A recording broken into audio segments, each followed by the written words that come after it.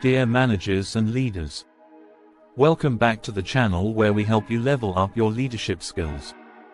Today, we're talking about one of the biggest challenges in management, micromanagement, and how you can overcome it by mastering the art of delegation. If you've ever found yourself micromanaging, feeling overwhelmed, or having difficulty trusting your team, this video is for you. Let's talk about the 7 secrets to delegating without micromanaging. 1. Understand the importance of delegation. Before anything else, let's talk about why delegation matters so much. Many managers fall into the trap of thinking they need to do everything themselves to ensure it's done right. This mindset, though common, is a major roadblock to both personal and team growth.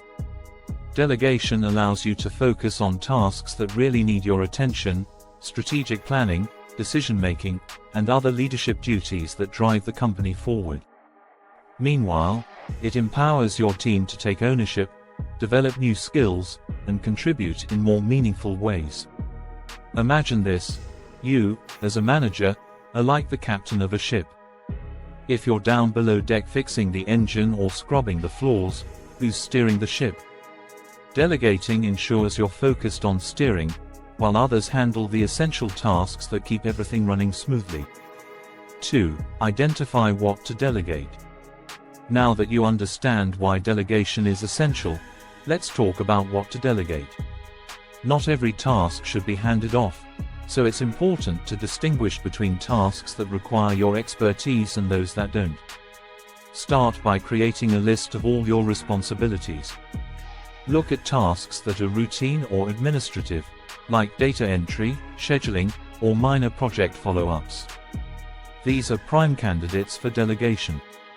If it's something someone else on your team can handle competently, pass it along. Also, think about tasks that could help your team members grow professionally.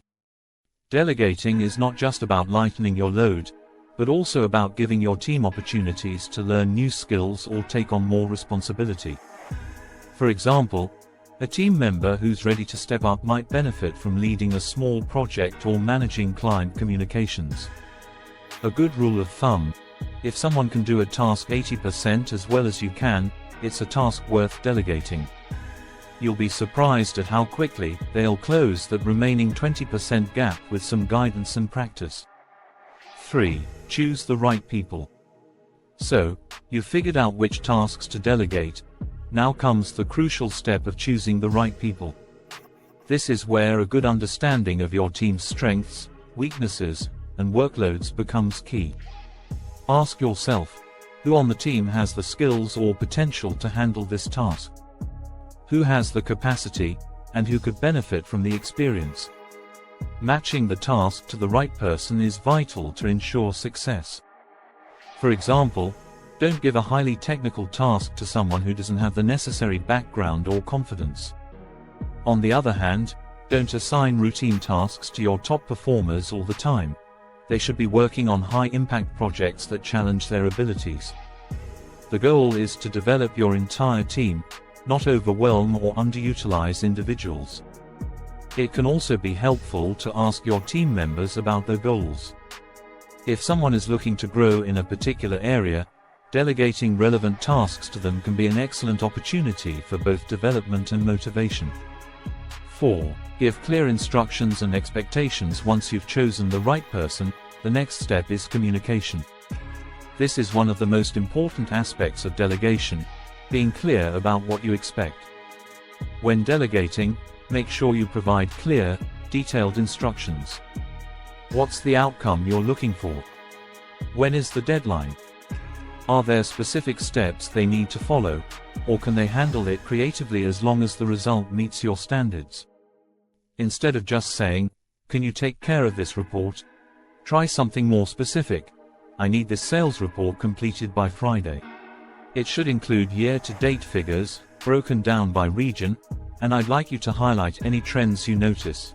Setting these clear expectations up front can prevent misunderstandings and frustration later on. And don't forget to ask if they have any questions. Open dialogue ensures that everyone is on the same page before the work begins. 5. Provide support, But don't hover. Delegation doesn't mean dumping a task on someone and disappearing. It's important to offer support while still allowing your team member the freedom to manage the task on their own. Let them know you're available for questions or guidance if needed, but resist the urge to constantly check in. Micromanaging kills the empowerment you're trying to create and leads to frustration. Instead, establish key milestones or checkpoints. For instance, you might say, "Feel free to check in with me after the first draft, and I'll give you some feedback before you finalize it." That way, they know you're there for them without feeling like you're breathing down their neck. Trust your team to handle the task once you've set them up for success. 6. Follow up and provide feedback once the task is underway or completed. It's time for follow-up. This doesn't mean micromanaging, but rather having regular check-ins to see how things are progressing. Offering constructive feedback throughout the process, as well as at the end, is crucial. When the task is done, evaluate the outcome together. What went well? Were there challenges? Use these moments to reinforce positive behaviors and help your team learn from any mistakes. Feedback should be specific and actionable. For example, instead of saying, "Good job on the report," say, "Your analysis of the regional trends was spot on. Next time, let's also include projections for the next quarter." This helps them improve and feel like they're growing in their role. 7. Avoid the temptation to micromanage. Lastly, let's talk about avoiding that temptation to micromanage. It's tough, especially if you're used to being involved in every little detail. But trust is at the heart of delegation. You selected the right person, given clear instructions, and provided support. Now, it's time to step back. Micromanagement only drains your energy and demotivates your team. Remember, your goal is to empower them, not control them. If you find yourself wanting to intervene, take a breath, and ask yourself if it's really necessary. Often, giving your team room to solve problems on their own leads to better results. Conclusion. So there you have it, the ultimate guide to effective delegation. Remember, delegation isn't about offloading tasks. It's about empowering your team, fostering growth, and freeing up your time for what truly matters. Stop micromanaging and start trusting your team. You'll see better results, a more motivated workforce, and a healthier work-life balance for yourself. If you found this video helpful, don't forget to hit that like button and subscribe for more leadership tips. And tell us in the comments, what's the hardest part of delegation for you?